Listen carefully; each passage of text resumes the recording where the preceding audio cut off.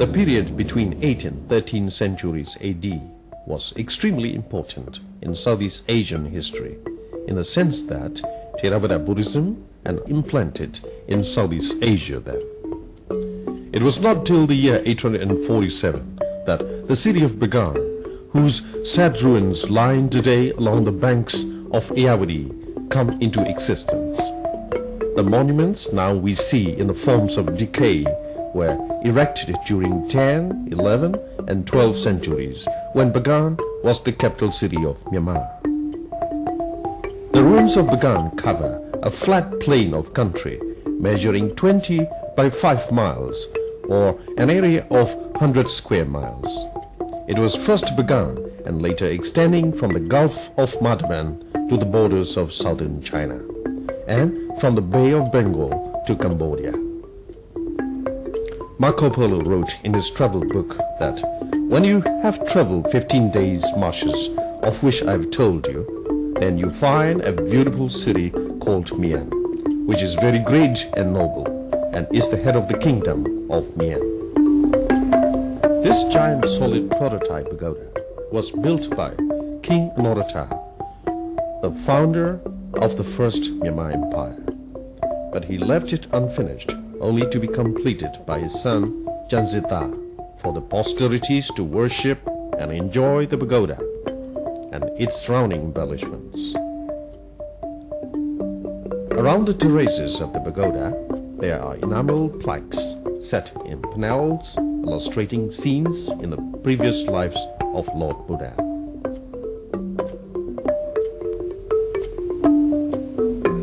At another corner of the platform there are spiritual figures collected and kept in a shed forever by order of King Anorata. The king ordered all his citizens to give up all forms of spiritual and idol worshipping and to profess only in Buddhist beliefs. Stray worshipping from Buddhism was successfully subdued by the power of the great king.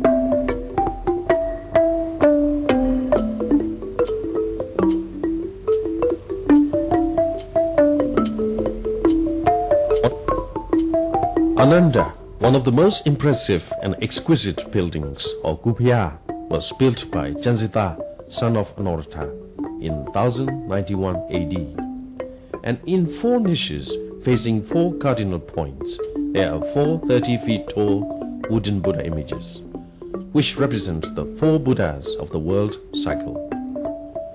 The finely carved reliefs of the life of Lord Buddha are well preserved and well maintained. Some say Ananda is the best preserved Bagan architecture, both on exterior and interior.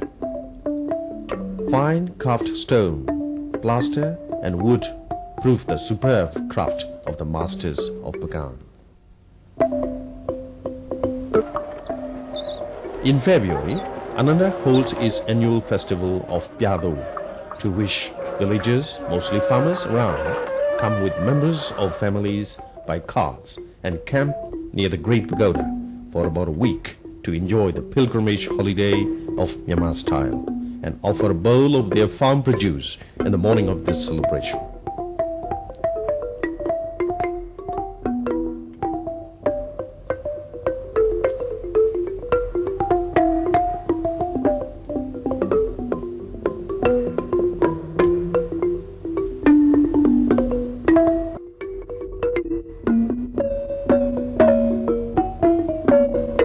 Tilo, built in 1218, is one of the larger temples of Bagan. The whole structure is about 150 feet high. It is a two-storied building with 4 entrances. Portions of fine plaster carving still remain on arch pediments, frieze and pilasters, but the murals inside have worn out through passage of time. Tilo and Sulamni resemble in shape, probably because the Tilo was built by the son when the later one was built by the father. Sulamni, or the crown jewel temple, consists of 2 stories, each of which is square, with porches on all 4 sides with extended eastern porch. Both stories have terraces. In the ground story, a vaulted corridor runs around the central pile of solid brickwork, each side of which has a seated image of Buddha. The inner walls were once decorated with paintings, but no trace of great artistic value has been found after years of abandonment. This is the biggest kupya of the kind and the most controversial kupya, called Damayanji, built by Naradu, who killed his own father for the throne and was notorious to his subjects. Some historians comment that his workforce, brutally pressed and forced, cursed the cruel king and left his work unfinished when the king was assassinated. The massive structure of the temple contains an intriguing puzzle. There are 2 corridors running parallel, but only the outer corridor has the access. The inner corridor is dead closed and has no entry. However, the temple donor was later assassinated by Sinhalese Indians, according to the chronicles.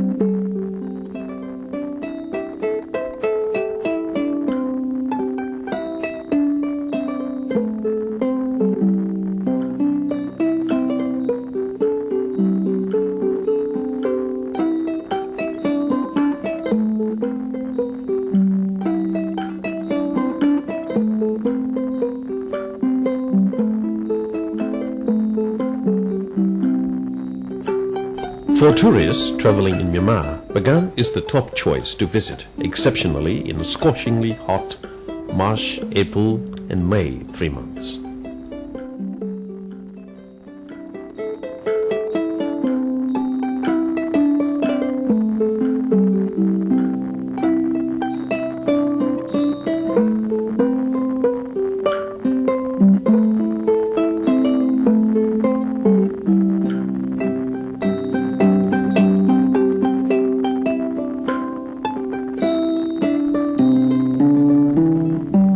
Mahabodhi. This pyramidal-shaped pagoda was an exact replica of a structure built in India at the site where Lord Buddha got enlightened.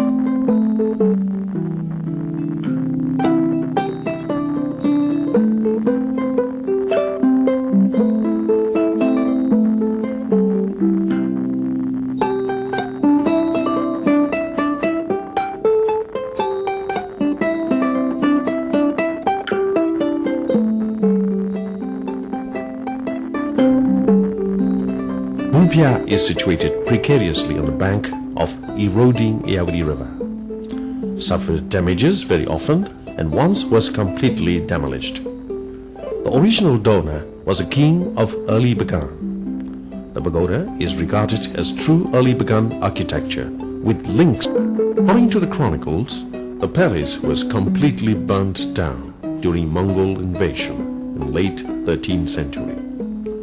The site has never been excavated since then. It was only a few years ago that the site was first excavated. Historical items found at excavation site are now kept at the museum for public viewing. There are two Gubyauji monuments, one at Waji Inn and one at Yingaba. This is the Gubyauji, the great colorful cave at Waji Inn. The cave pagoda is dated as early as 13th century. The pagoda used to have a pyramidal spire until the big earthquake in 1975. There are very fine frescoes of Buddha's previous life stories. Unfortunately, many parts of these frescoes were looted by earlier thieves. Yingaba Gubyauji. Janzida, before becoming the king of Bagan, met and fell in love with a jungle lady while he was in exile. The lady became the queen, and the site where they had the Romans was the ground for the temple. The temple is noted for its paintings, which are supposed to be one of the earliest works of Bagan.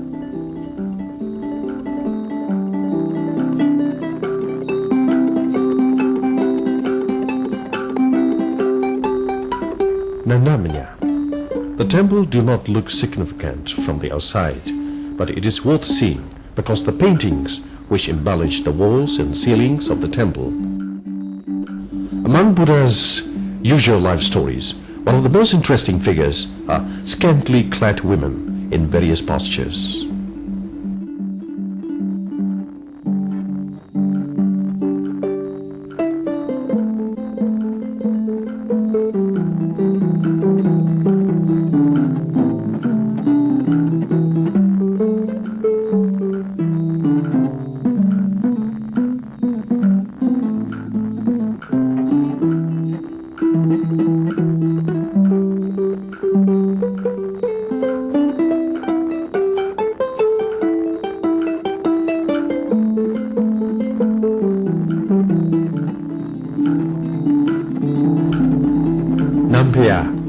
This cave pagoda is one of the very rare types of pagodas where stone is widely used.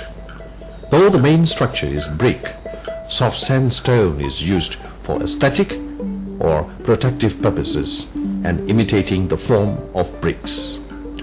With perforated windows and carved stone reliefs, Nampia is a workmanship of early Bagan period.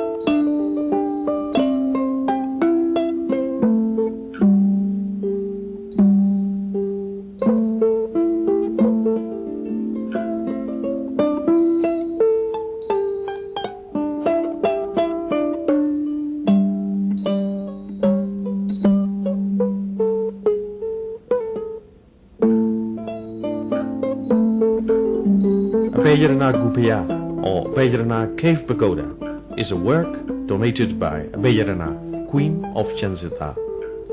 In structural plan, Abhayarana resembles the Nagayom, with a portico projecting in the north and with sloping roofs and terraces.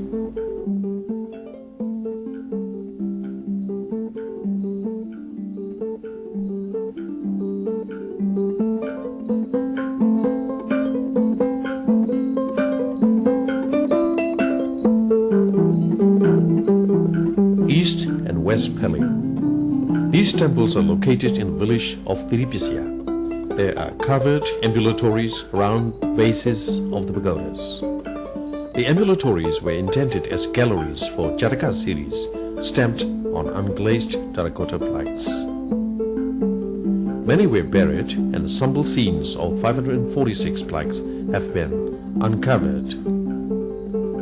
Pali pagodas are believed to have been built at the time of Anorata or earlier Bagan.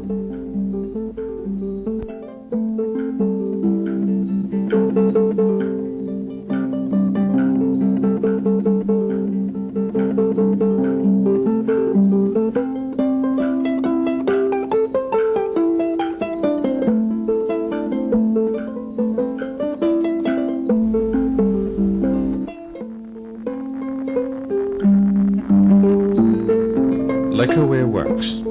Visitors can also pay a visit to local lacquerware works, which is a major profession of the local community.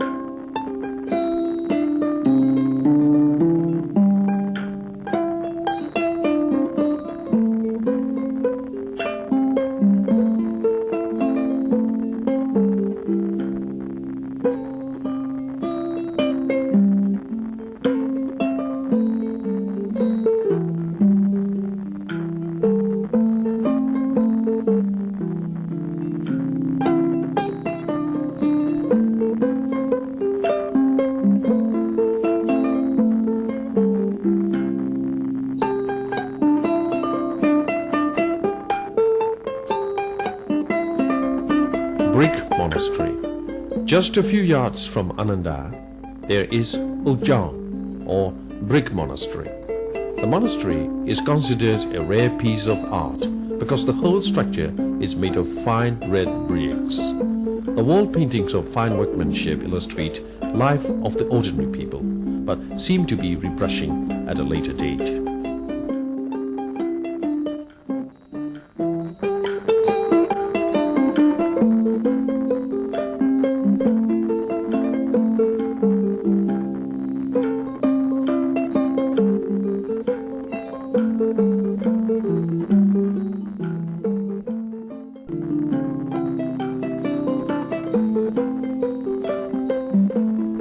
This is Upali Ordination Hall, built by a monk called Shimbali, estimated in 13th century, followed by later renovations. Fine brilliant frescoes representing 28 previous Buddha suffered a big earthquake in 1975 and were largely damaged.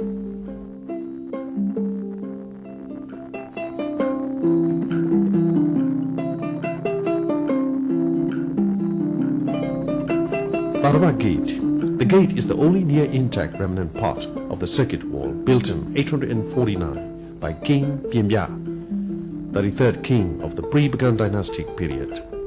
The entrance is guarded by two guardian spirits of brother and sister, who were brutally killed by the king, lest the brother might become a rival to the throne. The images were still kept in the gate shrines and given respect by the people of Bagan and the neighborhood.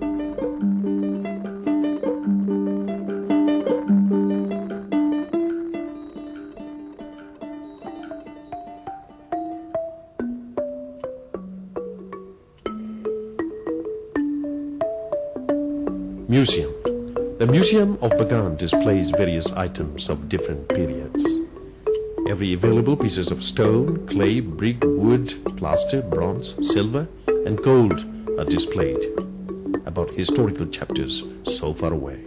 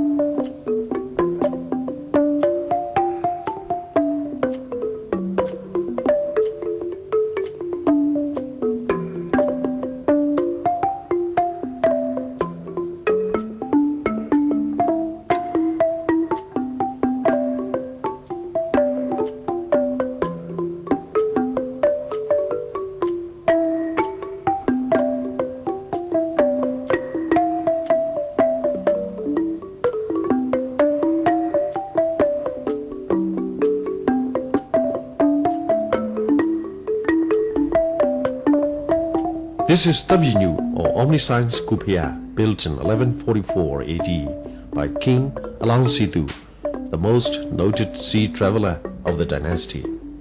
It is about 200 feet and the tallest at Bagan. The temple is made up of 5 stories for the residences of monks, for Buddha images, and for holy relics. One may go up along the interior staircase and again on an exterior staircase to reach upper terraces if permission is granted.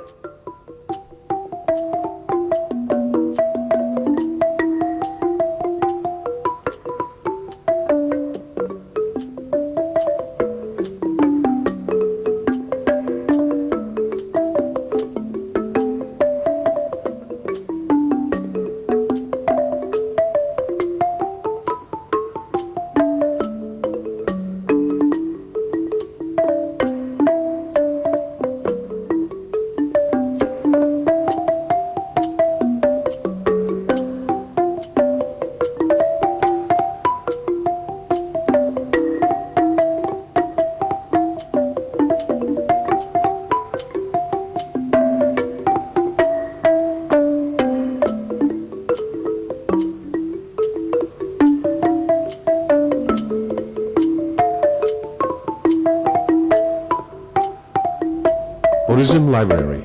King Anorata attacked the Mons in the south, and the 3 sets of Buddhist scriptures were taken away to Bagan. It is believed that the scriptures were temporarily kept in this housing upon arrival. This huge Buddha image called Tanoja is about 20 feet tall. The donor was the Bagan king who fled before the arrival of Mongol Tatars in 1284.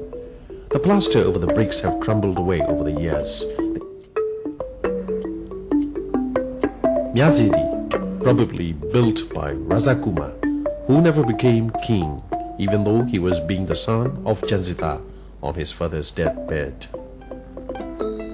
The most valuable thing to know about Bagan dynasty was a 4-faced inscription stone, unearthed in 1911, written in 4 languages of the time: Nyama, Mo, Pali, and Pew.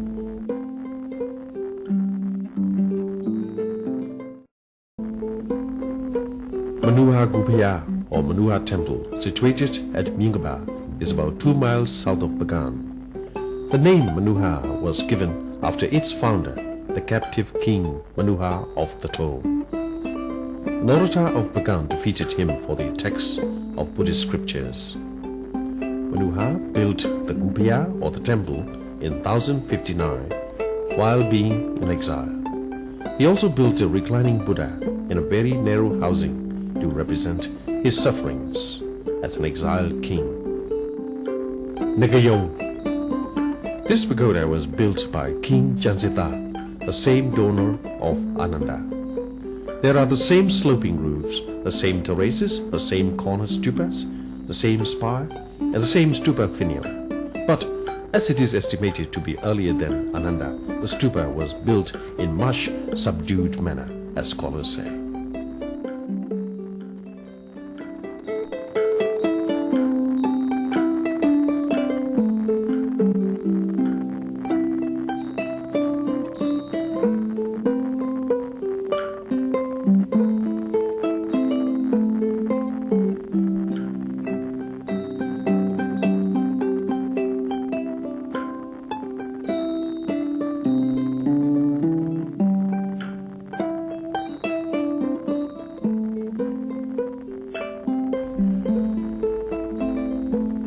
Shweguji, built by King Alaungsitu.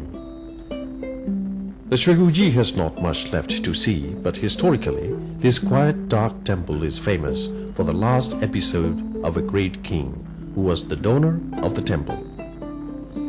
When he was seriously sick, his son quickly removed him from the golden palace to this temple. The dying king in his deathbed regained consciousness where he laid that his son immediately came down from the palace and suffocated him with pillow until he died.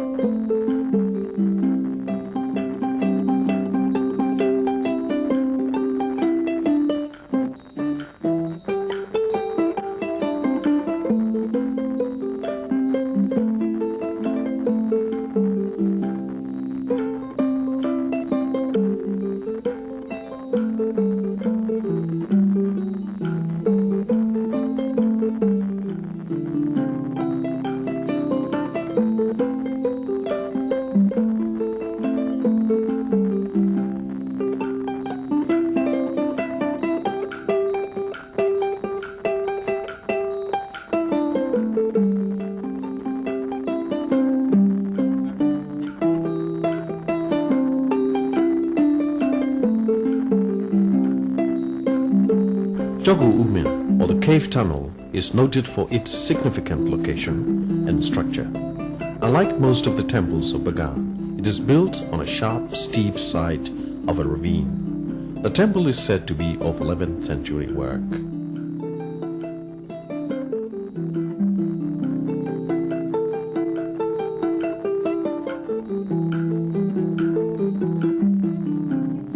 The period between 8th and 13th centuries AD was extremely important in Southeast Asian history, in the sense that Theravada Buddhism and early Islamic religions were firmly implanted in Southeast Asia then. But it was not till the year 847 that the city of Bagan, whose sad ruins lie today along the banks of Irrawaddy, come into existence. The monuments now we see in the forms of decay were erected during 10, 11, and 12th centuries, when Bagan was the capital of Myanmar. Finally, as Scott O'Connor says, but the cactus and the wild plum now grow, where Narota once ruled, in magnificence and splendor. A dusty wheel track runs through the grand gateway of Old Bagan, while a slow country cart, creaking along the ruts, toils alone. Now where of old there marched the processions of a king, and a breath as of utter desolation broods over a city which has been dead for 800 years.